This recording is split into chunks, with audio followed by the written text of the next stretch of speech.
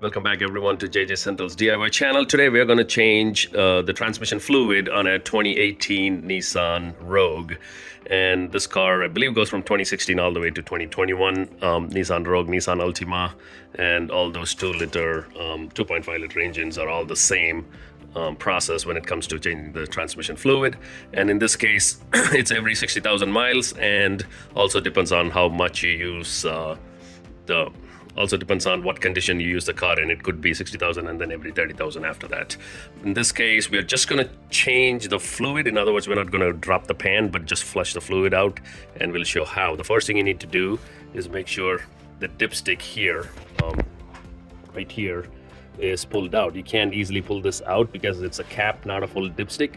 What we need to do is stick a screwdriver in there and gently pry that out. It's very tricky. What you need is a very tiny flathead screwdriver, and you need to insert the screwdriver on the inside of that. See, there's a metal there. You have to go to the inside of that metal. So it's in between exactly, and it pops out. And you could see here, there is a tab in there, and you just need to push the tab outward. You can kind of see there. Yeah, push that tab outward and it'll pop out. Very hard, but it's doable as well. This is what that came off of the car, and this is what I purchased for under 10 bucks, I think $7 or something. I'll put the link in the description. It's basically a dipstick replacement for this. However, Nissan recommends not to drive with the dipstick, so we will put the cap back on, but for oil change measuring purposes, fluid measuring purposes, we will use this. Okay, let's measure the fluid with our newly purchased dipstick. And you don't have to click it into that, turn it a little bit. So even if you leave the tab on, you still got to be able to pull it out. Anyway, let's pull that out and inspect how much oil we have. Oh, that is perfect. Exactly on the dot with those two notches. You can see engine is cold, and the transmission is cold, and that is where it is, and we will fill it to that spot exactly. We'll also have overflow on the transmission. That'll dictate how much to fill, but this gives a good idea as well. Let's go under the car. So under the car down here, the transmission is pretty easily accessible. Right here, the transmission pan, and that is the drain plug, and that's what we're going to break loose to get all the fluid out. However, not all fluid is going to come out because, with the torque converter and everything, there'll be at least over 3 quarts of fluid sitting in there. What's coming out is approximately going to be 3 to 3.5 quarts of fluid.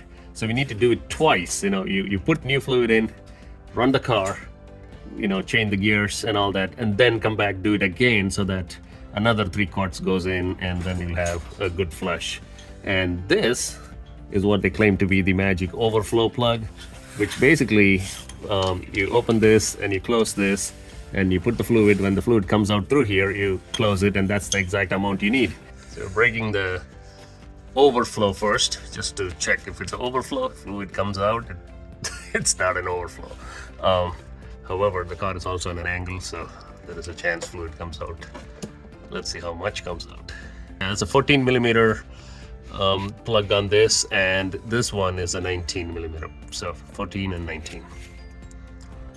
Okay, so that was, both of them came pretty easily out. That's a 19 millimeter. That's the main transmission fluid plug. There you go. That's good linear flow. Okay, so that drained.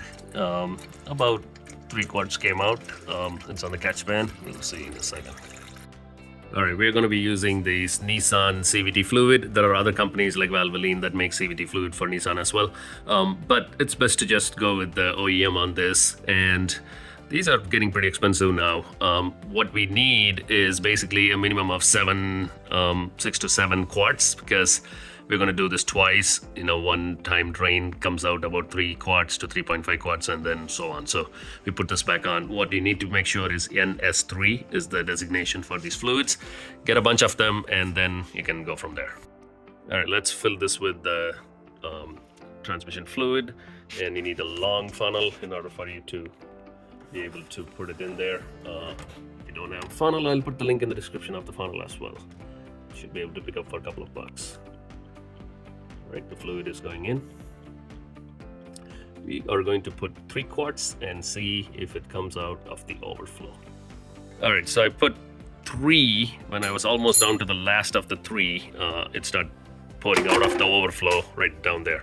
All right, soon as we put the 3rd quart, the overflow started pouring, and so we are just putting the overflow plug back in, and we're gonna run the car according to the procedure. 5 minutes of running, 45 degree temperature, and then you basically break it loose and repeat the process again to drain all the fluid again and fill the fluid again with another 3 quarts and do the same 5 minutes. So I think it's like 3 times you have to do to flush it out, but 2 to 3 times you should be able to get 90% of every contaminants from the fluid out.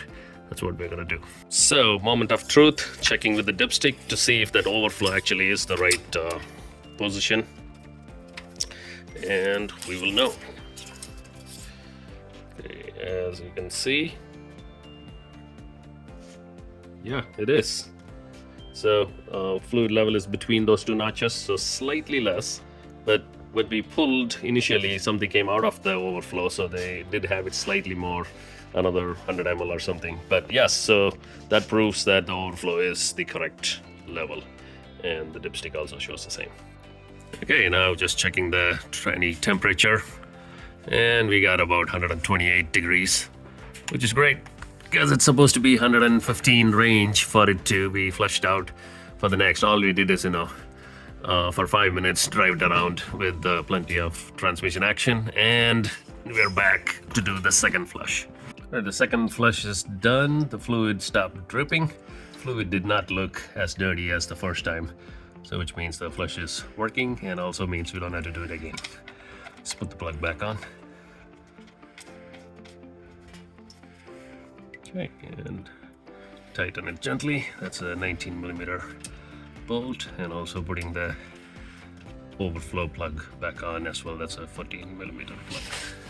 All right, for the second time, 3 more quarts of fluid is going in. So that is what I'm doing now. The 3rd quart is being fed, and we pretty much identified that it takes exactly 3 1/8 of a quart to get to the proper level on the dipstick, which is exactly what Nissan recommends as well. So perfect.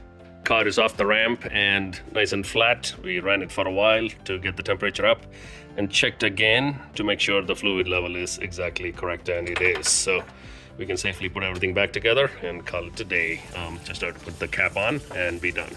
So for the final time, I'm just going to put the plug back in, not the whole dipstick, and you can kind of see the plug here and see that little tab in the middle there.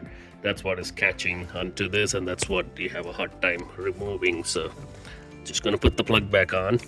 Hear the click, and now we can't take it out. All right, so I call it done. You just have to cycle the transmission again, go start the car and back and forth, drive it a little bit.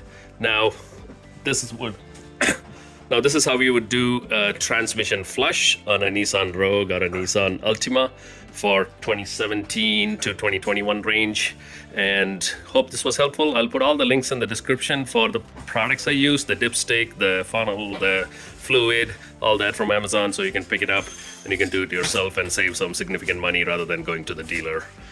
This is nothing but kind of how you do an oil change. So if you can do an oil change, you can do this as well. So hope this was helpful. Leave a comment and hit the subscribe if you like, and I'll see you in the next video.